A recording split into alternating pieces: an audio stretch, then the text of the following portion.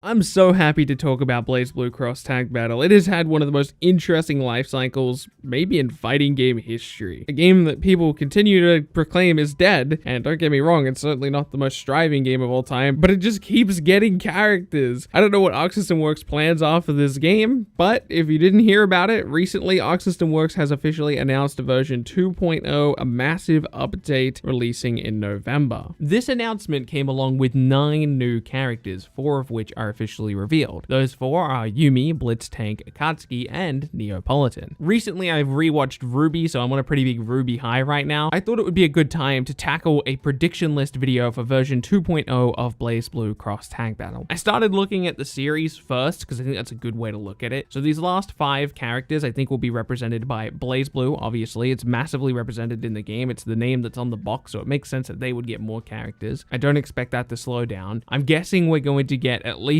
2 BlazBlue characters, 1 Persona 4 character, 1 Unist character, and an additional RWBY character. This would make up 3 of the 9 DLC characters being from New Fates, 1 character for each of the base series that were in the game to begin with, plus 1 for BlazBlue, and plus 1 for RWBY due to the popular demand. I think that this argument is a little less concrete, but it's worth mentioning that so far, everything that's been teased with any logo throughout the history of Cross Tag Battle has always come to fruition. Wherever there was a blank spot in the logo, it was officially filled in with a new fate.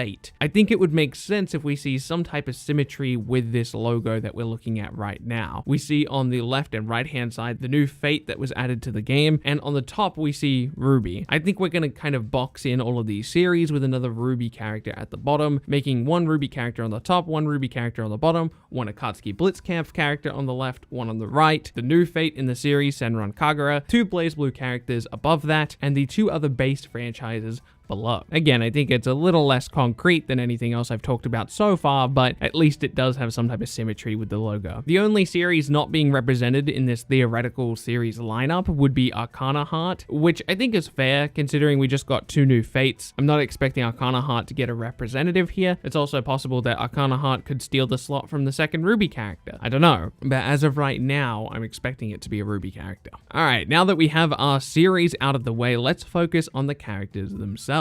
So going into this prediction list, we've actually got a bit of a guide to work with. For people who don't remember, a while back there was a data mine with voice lines from the announcer in the game. The announcer mentioned a lot of characters, specifically 80 of them. We can assume that any character added to the game from here on out is probably going to be pulled from that list of 80 characters. So we have a bit of a roadmap here, but we certainly don't have a 1-to-1. We only have 9 characters to pick here and 80 to choose from, but that's still a better starting point than we normally do when we go into any type of prediction list. So with that in mind, let's get into it. For BlazBlue, I've gone with Susanoo and Hibiki. Susanoo and Hibiki are newer BlazBlue characters. Hibiki is an incredibly popular character, and Susanoo offers a unique aesthetic to the DLC pack that's not currently represented. I'll admit I'm not too passionate about the BlazBlue side of the roster, so I had Avatar Yaya help me out with this part of the video. So Susanoo and Hibiki aren't his predictions, but I used his opinions to kind of guide me in that direction. Persona 4 Arena should actually be fairly easy, because other than the Ultimax characters, Elizabeth is the only character left on the Persona 4 Arena roster. There is Shadow Labris, but we've already got a version of Labris in the game. Unist is another difficult one for me because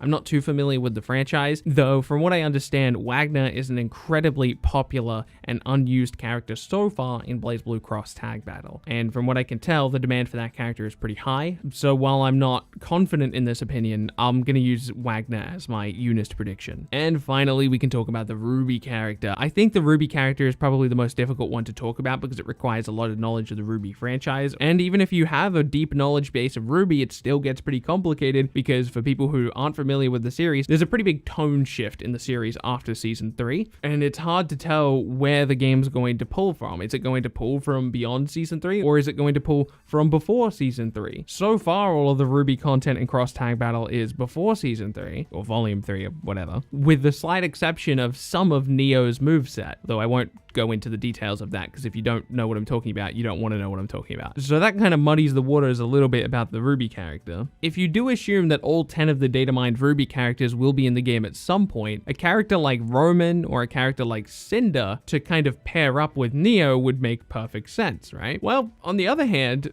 2 villains in a single pack could be less effective from a sales perspective or a marketing perspective, so using a popular good guy might be the way to go. In fact, I do think they're going to use a quote-unquote good guy. As a single character, I think there's really only 3 characters that are in the running for the good guy slot. You've got Jawn, Pyrrha, and Sun. I don't think they would release Jawn before Pyrrha, because I think that would make a lot of people really mad. The fan base for Pyrrha is incredibly passionate. So I think between Sun and Pyrrha, it could honestly go either way. Sun would be a nice aesthetic change. We don't really have a character like Sun in Cross Tag Battle. I mean, Sun's a very unique character. He's got his clones and everything like that, but he's also got a bow staff, which is also nunchucks, which is also a shotgun. That's not a very common archetype in anything, but my personal prediction is going to lean towards Pyrrha, because I think she'd be a very easy character to market, not only towards people who are familiar with the source material, but also people who aren't. If you're not even familiar with RWBY, aesthetically, Pyrrha looks really cool, right? She looks like a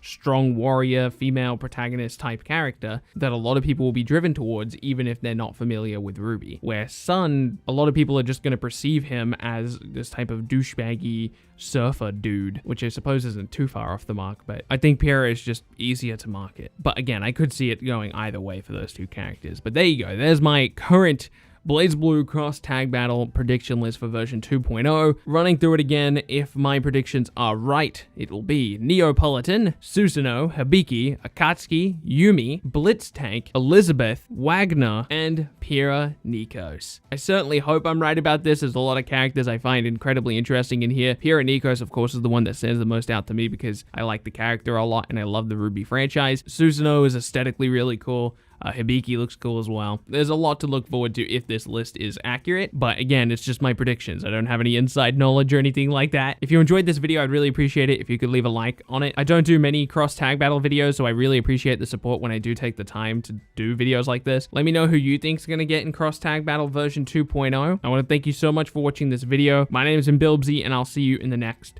video.